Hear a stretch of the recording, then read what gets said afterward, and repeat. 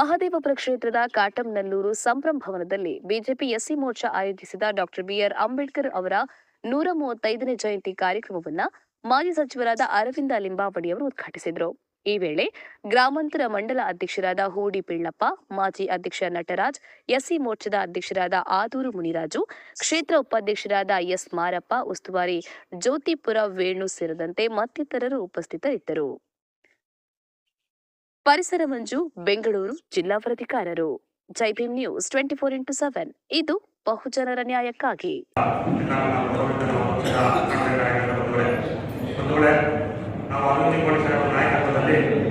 ಎಲ್ಲ ದಿನಾಚರಣೆಗಳು, ಎಲ್ಲ ಜಯಂತಿಗಳನ್ನ ಚಾಚು ತಪ್ಪದೆ ಕ್ಷೇತ್ರದಲ್ಲಿ ಮಾಡ್ತಾ ಬಂದಿದ್ದೇವೆ.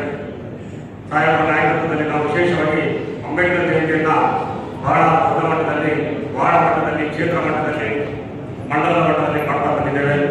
ಕಳೆದ ವರ್ಷ ಸಾಹೇಬರ ಒಂದು ಅಧ್ಯಕ್ಷತೆಯಲ್ಲಿ, ಅವರ ಮಾರ್ಗದರ್ಶನದಲ್ಲಿ ನಾವು ಅಂಬೇಡ್ಕರ್ ಕೂಟದಲ್ಲಿ ಅಂಬೇಡ್ಕರ್ ಸಾಹೇಬರ ಪುತ್ಥಳಿಯನ್ನ ಅವರ ಅಮೃತಾಸ್ತ್ರಿಗೆ ಅನಾವರಣಗೊಳಿಸುವ ಮುಖಾಂತರ ಅರವಿಂದ ಲಿಂಬಾವಳಿ ಸಾಹೇಬರ ಅನುದಾನದಲ್ಲಿ 1 ಕೋಟಿ ವೆಚ್ಚದಲ್ಲಿ ಕಟ್ಟಿದಂತ ಅಂಬೇಡ್ಕರ್ ಭವನವನ್ನ ಲೋಕಾರ್ಪಣೆ